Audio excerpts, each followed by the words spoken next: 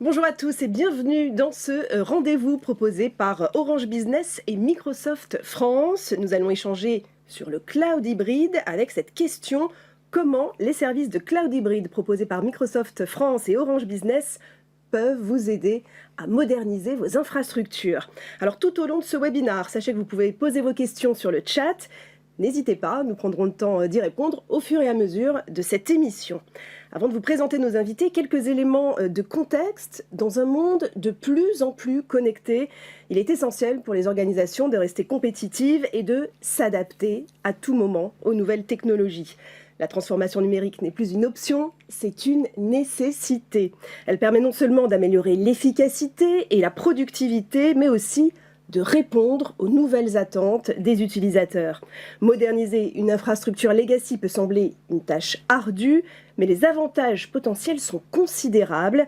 Le passage au cloud computing offre une flexibilité sans précédent, permettant aux organisations de s'adapter rapidement aux changements du marché et surtout d'innover en continu.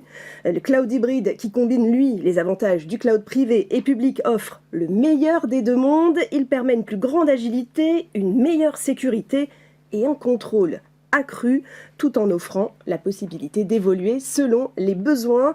Alors, comment moderniser son infrastructure IT avec le cloud hybride? Pour en parler, je vous présente nos deux invités. Jonathan Géano, bonjour. Bonjour. Vous êtes leader technique cloud hybride chez Orange Business. Merci d'être avec nous.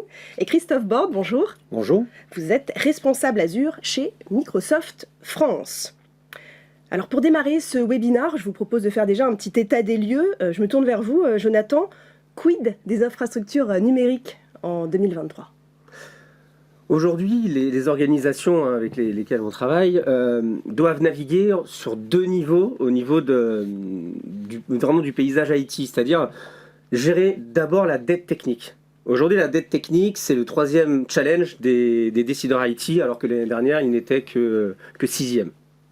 Cette dette, je reviendrai un peu après, coûte très cher aux entreprises. Et c'est pour ça que c'est maintenant au cœur de la préoccupation des décideurs IT. Et ils doivent aussi naviguer avec ce besoin d'innovation. Ce besoin d'innovation qui est piloté par les métiers, parce que c'est les métiers qui demandent aux décideurs IT de pouvoir avoir des plateformes innovantes, flexibles, performantes, et qui puissent répondre aux nouveaux enjeux même des métiers, des nouvelles architectures, on va dire dites microservices, que Christophe détaillera bien après. Pour revenir en fait à la dette technique, c'est tout simplement l'historique des entreprises qui au fil des années ont grossi, ont grandi, ont eu des rachats, ont eu des fusions, ont eu des réorganisations, si on prend des organisations publiques, que ce soit les départements, les régions, l'État, il y a des réorganisations. Et donc il se peut que sur ces modèles organisationnels, il y ait en fait des silos. Ça veut dire que j'ai déjà croisé plusieurs organisations qui, quatre on va dire, divisions d'entreprise faisaient la même chose. Donc avec des budgets différents, mais qui à la fin faisaient quasiment exactement la même chose, malheureusement. Il y a ces problèmes organisationnels, mais aussi en fait, il y a le problème technique. Ça veut dire que vous avez des fois du matériel qui vieillit, ça reste de la technologie, ça vieillit. Quand votre matériel a 5 ans, 6 ans, 7 ans, ça coûte très cher en entretien, c'est sujet à avoir des pannes. Et donc ça coûte aussi très cher aux entreprises. Il y a aussi des systèmes d'exploitation obsolètes, avec des applications dites monolithiques qui sont développées selon des anciens standards. Voilà. Et donc qui coûtent aussi très cher et qui sont très difficiles à maintenir, et surtout qu'ils ne sont pas performantes. Et donc les entreprises aujourd'hui passent plus de temps à mettre des rustines à l'intérieur, si je peux dire, de leur bateau, voilà, que de préparer à pouvoir naviguer beaucoup plus sereinement, voilà, sur cette partie-là. Alors heureusement, cette dette technique, ce n'est pas une fatalité. Non, c'est pas une fatalité du tout, et c'est vrai que le cloud computing aujourd'hui est une des réponses, et pour moi la meilleure réponse pour l'instant, pour pouvoir adresser les nouveaux challenges des entreprises pour les années à venir. Je me tourne vers vous, Christophe Borde, responsable chez Microsoft France pour Azure. Quels sont les modèles de cloud existants ? Alors, effectivement, on peut déjà regarder les modèles tels qu'ils sont plus connus ou reconnus aujourd'hui. Donc, ce qu'on appelle l'infrastructure as a service ou la containerisation as a service, les containers as a service qui adressent plus des profils techniques. On va avoir les plateformes as a service qui vont être plus à destination des architectes et des développeurs. Et enfin, les modes software as a service qui, là, vont adresser l'ensemble du public de l'entreprise, y compris les opérationnels, en leur proposant des solutions directement disponibles. Pour autant, si on se limite à ça, en fait, on est juste là sur des modèles que proposent un certain nombre de fournisseurs et on n'est pas, je dirais, sur une complète compréhension de ce que ça va pouvoir apporter, notamment dans le modèle dit cloud hybride. Ce qu'il faut comprendre, c'est que si on prend l'exemple d'Azure, typiquement, aujourd'hui, Azure, certes, c'est d'abord une infrastructure avec des data centers, de la fibre, un très grand réseau qui interconnecte toutes ces régions, plus de 60 régions aujourd'hui, plus de 300 data centers dans le monde, qui vont permettre de servir justement les clients au plus près, qu'on soit une multinationale ou qu'on soit tout simplement une ETI qui veut aller à l'export. Eh bien oui, on va pouvoir trouver des ressources de cloud computing à proximité. Mais au-delà de ça, c'est aussi un modèle, c'est-à-dire que ces services qui sont disponibles sur l'infrastructure d'Azure, eh bien, vont aussi être utilisables en dehors de l'infrastructure d'Azure pour apporter de la gestion, pour apporter des services de sécurisation, la sécurité des informations, des données, des systèmes d'information. C'est un sujet très important aujourd'hui. Eh bien, tous ces services-là, on va pouvoir aussi les exporter sur des infrastructures privées, d'accord, des infrastructures existantes, sur des infrastructures des clients et donc bénéficier complètement de ce modèle de cloud au niveau des entreprises et des organisations. Alors justement, on entend souvent que le cloud public est le modèle le plus souple, le plus riche, qui ne nécessite aucun investissement. Pourquoi se tourner vers un modèle privé ou hybride ? Alors, effectivement, le cloud public, et c'est pour ça que beaucoup d'entreprises entreprennent des migrations vers les infrastructures dites de cloud public, et notamment vers Azure public que je viens de décrire, eh bien tout simplement parce que ça va offrir beaucoup de latitude en termes de scalabilité du système, en termes de choix de matériel disponible, entre type de puissance de calcul qu'on veut avoir, moyens de stockage, mise en place de systèmes de RPA également. Donc tout ça, ça va être mis à disposition. Tout ce qui va être résilience des systèmes d'information, sécurisation des systèmes d'information, donc même pour une infrastructure privée, eh bien d'avoir justement les mécanismes de PRA qui sont disponibles dans un cloud public, et bien tout ça, ça va apporter de la garantie et de la simplicité, je dirais, de mise en œuvre pour les équipes IT. Pour autant, dans de nombreux cas, eh bien, on a un existant, deux, des contraintes réglementaires, notamment sur les données. On a aussi des problématiques autour de la latence des applications. Si on est sur des sites de production, eh bien, par moment, la latence sont critiques. Et donc, c'est pour cela que, quelque part, le modèle par défaut de la majorité des entreprises va être un modèle hybride et non pas un modèle pure cloud. Voilà. L'idée est bien sûr de bénéficier du modèle cloud public, y compris à l'extérieur. Jonathan, est-ce que vous pouvez donner quelques exemples que vous rencontrez sur le terrain ? Oui, tout à fait. Alors, je vais prendre deux exemples pour moi qui sont très parlants et dans deux domaines qui parleront, je pense, à pas mal de personnes. C'est d'abord dans le public et dans la santé.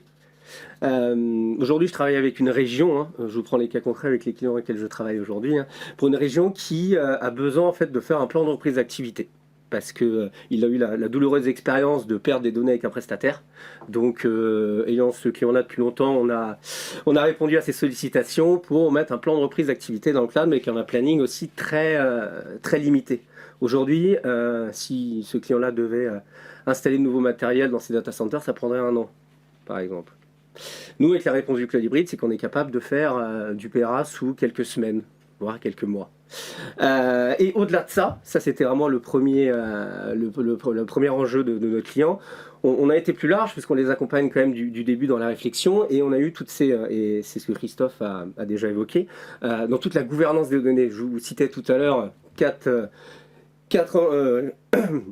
organisations à l'intérieur de l'organisation qui faisaient la même chose. Bah là, on y arrive un petit peu. Donc il y avait en fait, à la fin, c'est quand même de faire des économies et de rationaliser un peu les pratiques. Donc là, on avait vraiment cette volonté de cloud hybride d'avoir une tour de contrôle qui est dans Azure et qui puisse permettre de piloter les sites qui sont distants, mais également aussi de pouvoir faire un PRA dans le cloud avec la promesse de déployer vite et de déployer avec des coûts bien plus compétitifs que dans un data center privé classique. Ouais. On a besoin des hautes disponibilités et également ce client public travaille avec des hôpitaux.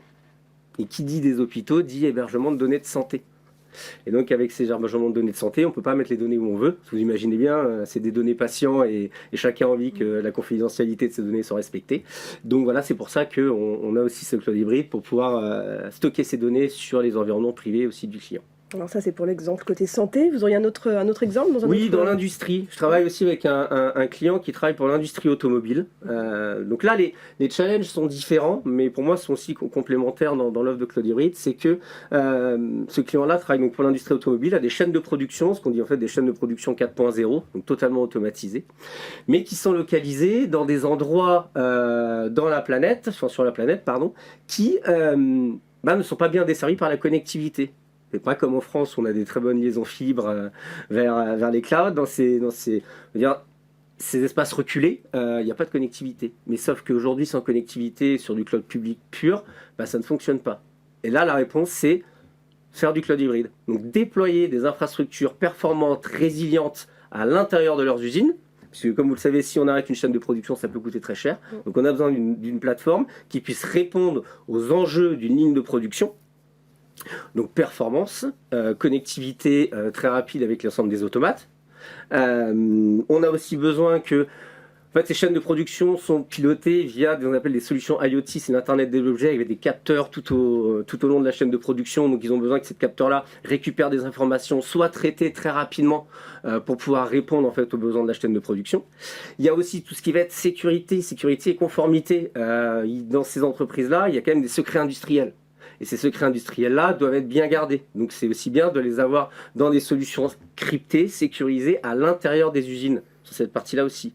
On a un autre cas d'usage qui est le computer vision. En gros, c'est une branche de l'intelligence artificielle qui va permettre de faire du contrôle qualité, du contrôle par image directement des pièces qui sortent des chaînes de production. Ça évite d'avoir énormément de contrôle qualité derrière qui peuvent coûter cher et qui surtout est beaucoup plus réactif. C'est un très beau projet sur le computer vision et on rentre vraiment ça dans vraiment l'intelligence artificielle et il faut quand même des infrastructures qui permettent de pouvoir traiter ces données-là, entraîner ces modèles. Et l'avantage du cloud hybride, en tout cas avec Microsoft, c'est que ça répond à ces enjeux. Voilà, donc deux exemples très concrets. Christophe Borde, est-ce qu'il existe aujourd'hui des solutions justement pour répondre à l'ensemble de ces besoins?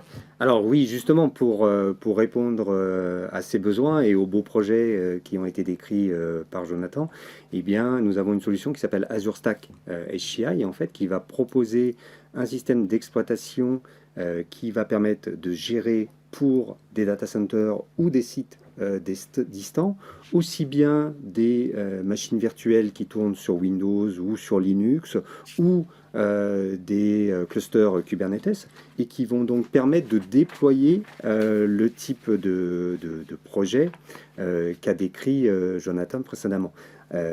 L'intérêt de ces infrastructures, de cette architecture, c'est qu'elle est connectée via un service qui s'appelle Azure Arc à l'infrastructure d'Azure public et va donc pouvoir bénéficier d'une partie des services qui viennent d'Azure et qu'elle va adopter en termes de gestion et de facturation, eh bien, le mode as a service, c'est-à-dire un mode par mois et à l'usage en termes de façon de justement déployer ces matériels qui sont eux fournis eh bien, par des constructeurs tels que Dell, Lenovo, HPE, etc. Voilà. Donc là, on a plusieurs ce qu'on appelle form factor de ces matériels en fonction en fait des besoins, que ce soit développement d'un data center ou sur des sites distants ou sur des projets d'Internet des objets tels que décrits précédemment, eh bien, je dirais la puissance de calcul, etc., eh bien, est variable. Et donc, tout ça est adaptable en fonction des besoins du client. Mais surtout, donc, ce qui est important, c'est d'avoir toute la garantie au niveau de la sécurisation, que ce soit la sécurisation des applicatifs, la sécurisation du réseau, la sécurisation des données, et tout ça eh bien, est embarqué aussi sur la couche Stack HCI pour apporter justement cette résilience aux utilisateurs. L'intérêt de cette solution, c'est que ça va permettre de faire tourner l'existant, mais que ça va permettre également d'innover en adoptant les nouveaux modèles de développement DevSecOps et d'utiliser des services cloud, notamment des applications containerisées qui vont pouvoir être déployées. Donc, Jonathan nous parlait de reconnaissance visuelle sur, par exemple, une chaîne de production pour faire de la détection de défauts. Eh bien, c'est le type d'applicatif qu'on va pouvoir déployer et qu'on va pouvoir venir améliorer au fur et à mesure que des algorithmes vont s'améliorer en étant potentiellement entraînés dans le cloud et déployés sur le site de production. A posteriori, c'est un cas d'usage typique qu'on peut avoir. Donc oui, il y a des solutions qui vont permettre en fait d'exporter la valeur d'Azure en dehors d'Azure. Jonathan, qu'est-ce que vous pouvez nous dire sur cette offre proposée chez Orange Business? Alors chez Orange Business, on a développé une offre complète de bout en bout. C'est-à-dire que quand vous avez une migration sur du cloud hybride, ça se prépare. Toute migration, et Christophe pourra acquiescer, hein, toute migration se prépare. Si elle ne se prépare pas, pour moi, elle est vouée à l'échec. Et donc, la première phase qu'on fait, c'est de la préparation. Donc, on a toute une offre qui vous permet de savoir pourquoi vous voulez y aller, comment on peut y aller, et quelle va être la finalité derrière. Avoir en fait un peu les enjeux business derrière. Donc là, je travaille beaucoup plus avec les DSI ou les décideurs. À partir de là, on peut passer en fait à la phase de design. Donc voilà, de conception de la solution. On travaille beaucoup plus avec les architectes et les ingénieurs, voilà, parce que c'est quand même des technologies nouvelles. Donc les équipes ne sont pas forcément formées. C'est ce qui nous demande aussi d'avoir une offre de formation associée. Donc ce qu'on fait aussi également. Toute cette phase de design qu'on fait en collaboration avec eux. Dès que cette phase-là est faite, on peut faire aussi de l'implémentation. Donc, comme je vous parlais avec notre client qui travaille pour l'industrie automobile, il a des usines partout sur la planète. Donc on est capable, nous aussi Orange, aussi de par notre ADN, de fournir des services de connectivité partout sur la planète, mais également aussi de faire le déploiement de l'ensemble des infrastructures partout sur la planète. Typiquement, ou avec Dell ou HPE, pour ne citer que les plus importants avec lesquels on travaille, on est capable de le déployer n'importe où sur la planète. Donc ça, c'est aussi une valeur ajoutée.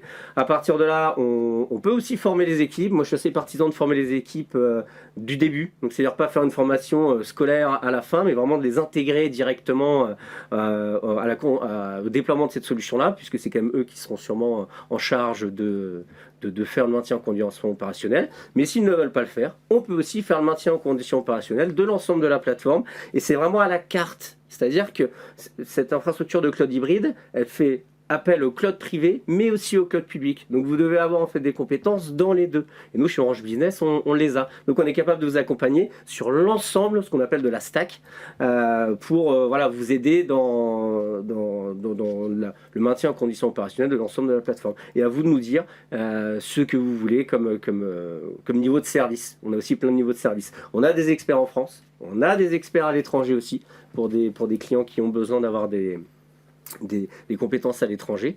Et on a aussi un lab. On est un des seuls en France à le faire, c'est avoir un lab physique, donc qui est vraiment le reflet d'une infrastructure de production qu'on peut mettre à disposition des clients. Ils peuvent faire leurs tests, on peut faire des tests de performance aussi, puisque la performance est très importante, faire des tests de sécurité, parce que la sécurité est quand même au cœur des préoccupations des décideurs IT, et ça, c'est aussi inclus dans l'offre de service.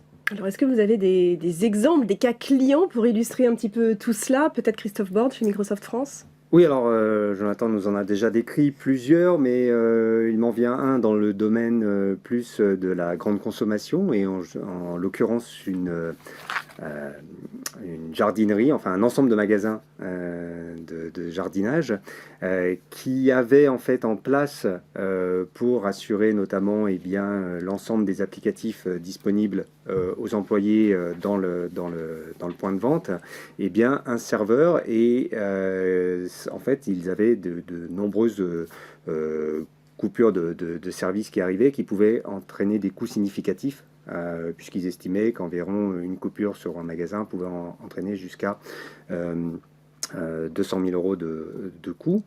Et donc, ils ont choisi de remplacer cette architecture et cette infrastructure par une architecture reposant sur Azure Stack HCI, avec un cluster à 2 nœuds pour assurer ainsi une résilience et assurer justement une bonne stabilité du système d'information localement et donc ne plus avoir de coupure en l'occurrence. Donc déjà, s'assurer sur ce point de vue-là. Ils ont du même coup pu simplifier tout ce qui va être mise à jour du système au fil de l'eau et sont ouverts maintenant vers de nouvelles innovations qu'ils vont pouvoir apporter sur leur point de vente avec de nouveaux types d'applications qu'ils vont pouvoir développer en reposant sur de nouveaux types de services, des nouvelles architectures, des nouveaux applicatifs qu'ils vont pouvoir déployer plus simplement.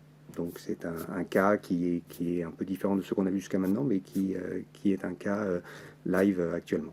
Un autre exemple chez vous, chez Orange Business? Oui, puisqu'il y a maintenant 2 ans, on a commencé à déployer quand même le plus gros projet mondial Azure Stack HCI en termes de machines virtuelles, donc qui fait 2400 machines virtuelles sur ces plateformes-là. Donc voilà, c'est c'est une entreprise assez conséquente. Notre client, c'est un client qui est spécialisé dans l'externalisation de la comptabilité, dans la gestion des entreprises internationales, mais aussi en termes de réglementation au niveau des ressources humaines et des paiements. Donc voilà, ils ont de par leur activité, ils ont besoin d'être aussi localisés sur toutes les plaques géographiques de la planète. Typiquement, on a un site à Paris, au Costa Rica, au Brésil et à Singapour. Puisque suivant les réglementations et les données des entreprises qu'ils devaient traiter, doivent être sur des plaques géographiques spécifiques. Et ce client-là, c'est un client qu'on a depuis quasiment 10 ans. L'infrastructure que l'on avait déployée pour lui répondait très bien aux besoins il y a maintenant 7 ans. Mais on commençait à avoir des problèmes de performance, la maintenance commençait à coûter cher, et surtout, il voulait pouvoir, c'est un client qui était déjà dans Azure aussi un petit peu, et qui voulait pouvoir en fait un peu s'émanciper et pouvoir avoir beaucoup plus de flexibilité pour pouvoir déployer de nouvelles charges de travail et surtout pouvoir, ce qu'on appelle en fait le time to market, c'est pas mettre des semaines à déployer une petite architecture de VM, mais il voulait réduire ça en jours. Et donc le fait de mettre cette solution-là, de pouvoir la déployer partout sur la planète, lui d'avoir une tour de contrôle unique dans Azure via du DevOps, du DevSecOps et toutes ces nouvelles pratiques qui sont issues en fait du développement à la base, mais que l'on a appliqué en fait au cloud public et maintenant au cloud hybride, et il a pu gagner vraiment déjà en rapidité, 2 en cohérence, mais aussi également en visibilité, puisque maintenant tout est géré dans son code et il est capable de voir énormément de choses. Un cas aussi, c'était que la sauvegarde, tout le monde en parle, il était sauvegarde sur bande. Et en fait, sur bande, on a des robots qui coûtent très cher et compagnie. Et ils voulaient sortir de ça. Et une des réponses, c'était de pouvoir faire de l'externalisation de sauvegarde dans le cloud. Mais avec cette solution Azure Stack HCI, où vous êtes by design, en fait, c'est que l'OS qui a été développé est by design. Et donc, vous imbriquez dedans directement des fonctionnalités d'Azure pour que vous soyez vraiment au plus près des fonctionnalités d'Azure et que vous facilitiez énormément votre intégration avec le cloud public. Et ça, aujourd'hui, il en est très content et ça répond vraiment à l'ensemble de ces enjeux. Comment ça se traduit en termes de coûts pour le client? Alors, en termes de coûts, vous êtes quand même sur du cloud hybride, donc vous avez des infrastructures dans vos data centers, donc il faut acheter le matériel. Voilà. Alors, ça peut se faire en CAPEX, ça peut se faire en OPEX, on sait OPEXiser, enfin voilà, c'est des choses maintenant qui sont très communes aujourd'hui là-dessus. Donc vous achetez votre matériel, et après à partir de là, vous devez avoir, bien entendu, la mise en place et le support de ces infrastructures-là, mais également la partie cloud public, où là vous avez une contractualisation à faire avec soit Orange Business ou Microsoft, en fait, c'est 2 façons de faire, pour pouvoir avoir ce qu'on appelle une landing zone. Vulgairement, c'est une infrastructure dans le cloud public qui puisse en fait permettre de pouvoir héberger des solutions de PRA ou héberger des solutions de backup ou des choses comme ça. Et après, à partir de là, vous allez consommer à l'usage ce que vous allez consommer dans le cloud et vous allez aussi pouvoir après, de par cette hybridation-là, pouvoir étendre le cloud public à l'intérieur de votre data center et en fait, vous n'allez payer que ce que vous consommez en modèle du cloud public. Donc c'est vrai que ce cloud hybride là, en termes de coût, c'est vraiment très très proche du cloud public. Et c'est ça aussi qui fait la force de ces solutions-là. Orange Business propose aussi un support et des ressources. Tout à fait, on a un support 24/7, 365 en français et en anglais sur cette partie-là. On a aussi des experts qui peuvent vous aider, des architectes, des ingénieurs dans le suivi de la vie de votre solution. On ne fait pas que du curatif, on fait beaucoup de conseils en amont, puisque voilà, c'est des solutions qui avancent très vite, qui ont un cycle de vie beaucoup plus rapproché que ce qu'on a pu connaître sur des infrastructures privées, on va dire classiques. Et donc on a, nous, toute cette phase de support aussi qui se fait donc, du curatif, ça on sait faire sur l'ensemble de votre plateforme, mais aussi en accompagnement et aussi en conduite de changement, puisque ces infrastructures-là permettent aussi, on va dire, de moderniser vos applications, mais également aussi, comme l'a dit Christophe, de pouvoir aller sur des solutions de conteneurisation ou d'autres choses un peu plus nouvelles, mais qui ont la valeur ajoutée, mais qui sont quand même assez complexes à prendre en main. Donc en fait, on a aussi cet accompagnement-là au niveau des clients pour les aider à réussir leur projet aussi de modernisation d'applications. Nous arrivons à la fin de ce webinaire. Christophe Borne, peut-être quelques mots pour résumer un petit peu les bénéfices que peut apporter cette offre de cloud hybride. Eh bien, je dirais ce qu'il faut retenir quelque part, c'est que l'évolution maintenant du cloud fait que le cloud hybride va bénéficier de plus en plus du modèle du cloud public. Et c'est ce que décrivait Jonathan à l'instant, c'est que au-delà de la console d'administration qui va pouvoir être unifiée, des services de sécurisation et de gestion qui vont pouvoir être les mêmes, que ce soit sur l'infrastructure privée, sur le tenant Azure, donc l'infrastructure sur Azure, mais potentiellement même chez certains de nos concurrents, en l'occurrence, eh bien on va pouvoir utiliser les mêmes services de sécurité et la même console pour gérer tout ça. Donc en fait, on a une sorte de redéfinition de ce qu'on entend par cloud hybride. On n'est pas simplement dans la juxtaposition entre le cloud public et le cloud privé, comme on pouvait l'entendre avant, mais là c'est vraiment une adoption d'un modèle cloud qu'on va déployer sur l'ensemble de l'infrastructure et dont l'ensemble de l'infrastructure va bénéficier pour se moderniser. Ça permet aux clients en fait d'aller aussi à leur rythme en termes de modernisation et d'avoir complètement le contrôle, que ce soit sur leurs données, sur leur process de sécurisation et donc de bénéficier véritablement de l'avancée et des innovations du cloud en général, quelle que soit la structure de leur infrastructure. Un mot pour résumer nos échanges, peut-être, Jonathan Giano. Oui, si je devais retenir quelques points, c'est que Orange Business est capable d'accompagner les clients vraiment dans leur projet de bout en bout. On a vraiment un accompagnement du début jusqu'à la fin. On est aussi capable de pouvoir fournir une plateforme pour pouvoir tester, pour pouvoir faire des démos. On est capable d'avoir des experts en France, à l'étranger.